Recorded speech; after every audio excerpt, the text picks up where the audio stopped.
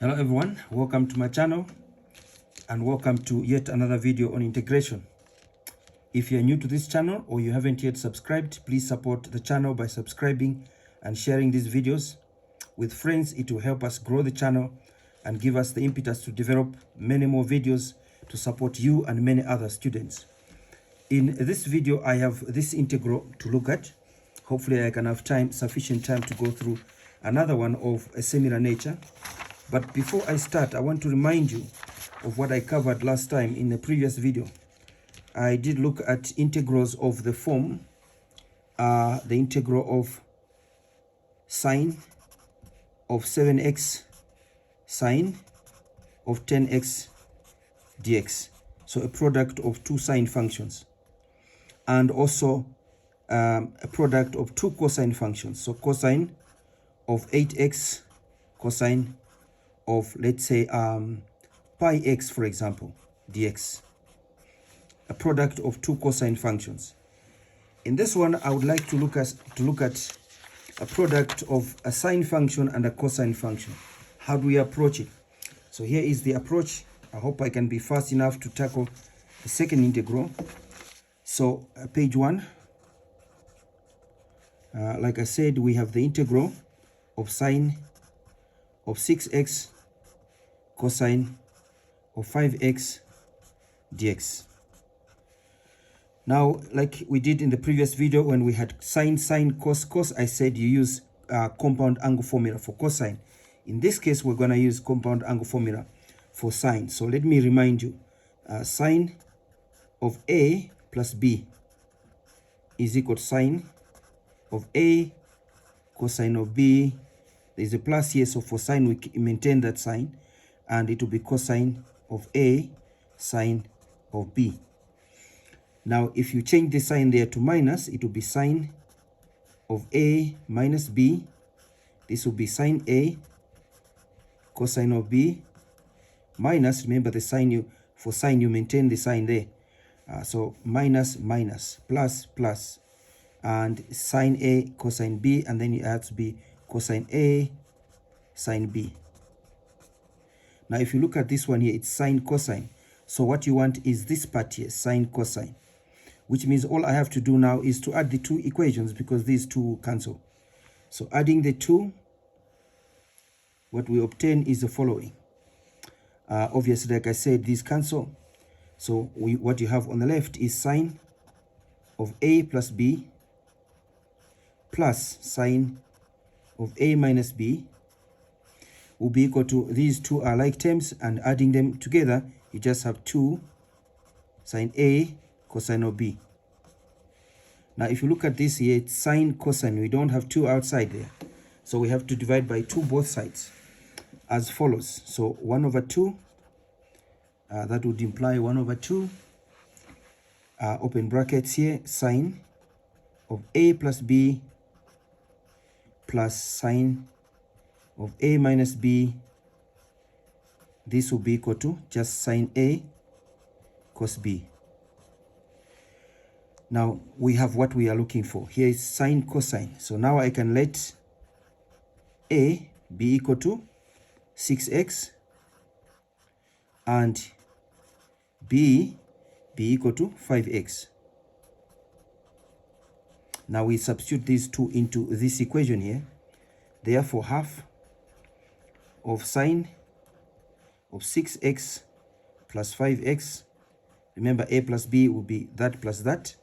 And then plus sine of 6x minus 5x.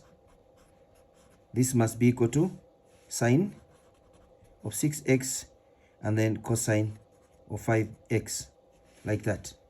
Now, this expression is that expression there. So let's simplify this part. So this simplifies to half. And if you agree with me, this is sine of 11x plus, this is just sine x. And then what we have on the right hand side is sine of 6x cosine of 5x. So this expression here, which is this one here, can be replaced by this. So we proceed as follows. Let me remove this one here now. Right, so we proceed as follows. So that integral there, if you allow me to squeeze it in here, it will be the integral of half of sine of 11x plus sine of x dx. Right, now I'm going to distribute the integral, the half and the dx into this space here. It will be half the integral of sine of 11x dx plus half the integral of sine x dx. Fantastic. Now moving on to page 2, and just to finish this off as quickly as I may. Right, so page 2. Now what we have is this part here is 11x, so I can let u be equal to 11x. So I'm going to let u be equal to 11x. Therefore du dx is equal to 11, if you agree with me. Derivative of u with respect to x will be 11. Derivative of x with respect to x is 1 times a constant 11, it will be 11. Multiply by dx both sides, you're going to have du is equal to 11 dx. Dividing by 11 both sides, it will be u over 11 equals dx. Why am I doing this? Because over here you have a dx there.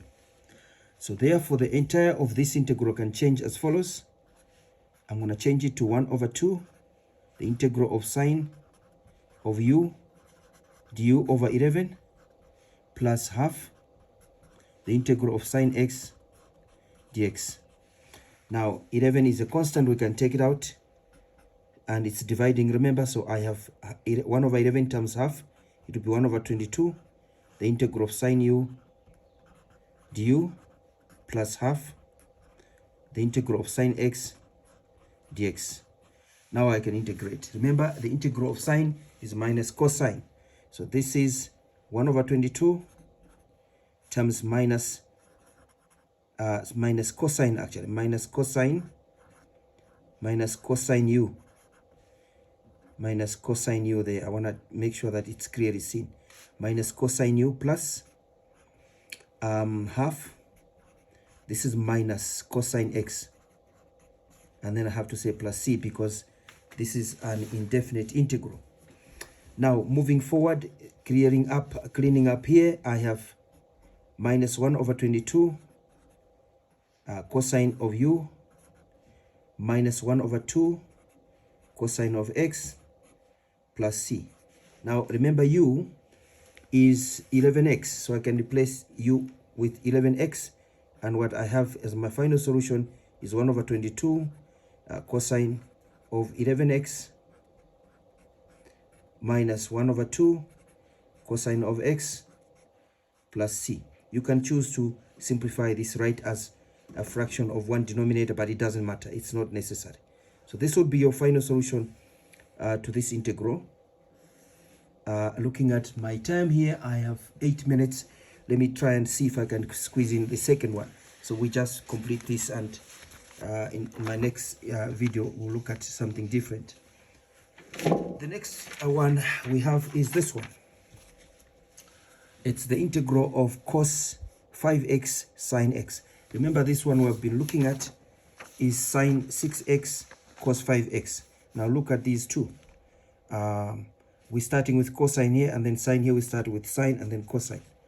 Someone can argue and say, what if you just swap them? Well, the reason why I'm saying we must tackle this on its own is because in this step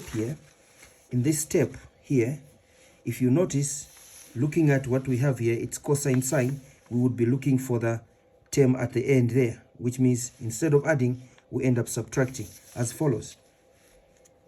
Moving on to the next one here. This would be now page 3. Let me call this page 3. And the integral we have is the integral of cos of 5x sine x dx. Again, like I said, whenever we have a product of sine and cosine, we use double angle formula for sine. So what we have now is sine of A plus B is equal to sine A cos B plus, remember for sine you maintain that, cos A sine B. Change the sign to minus. Sine of A minus B is equal to sine of A cosine of B, and then maintain the minus sign there, minus cosine of A sine of B. Now, like I said, this is cosine sine. Now we have to subtract, so we can keep these two, but these will fall off.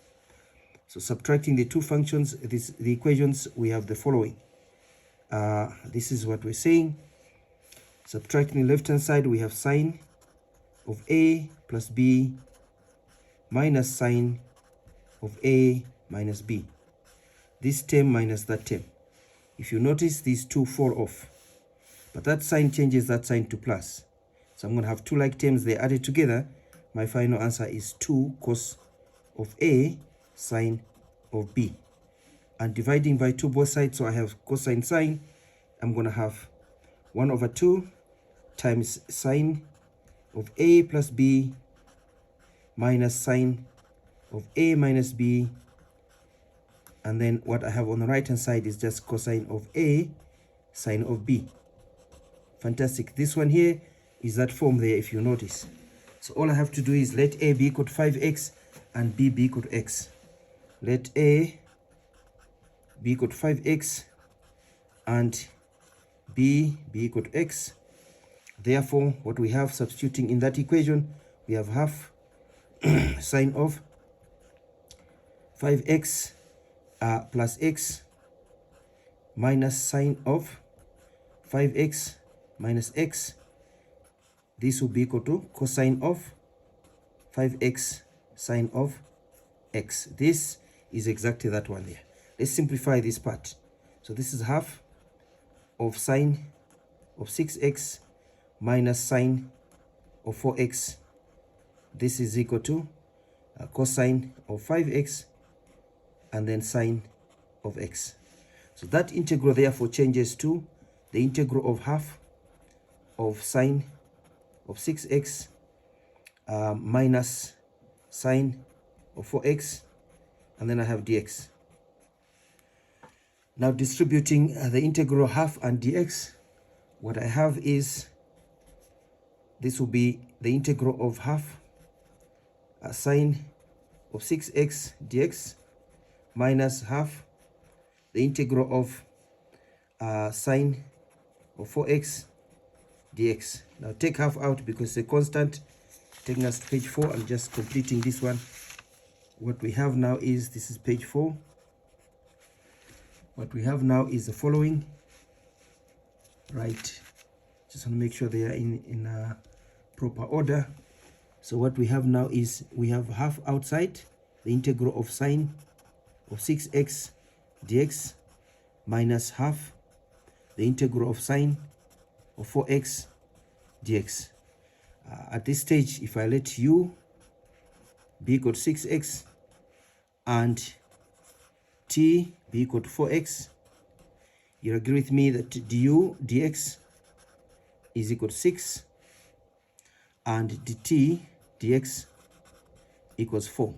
Multiplying by dx and dt, we have du equals 6 dx, and yes, dt equals 4 dx. Divide by 4, divide by 6, du over 6 equals dx, dt over 4 equals dx.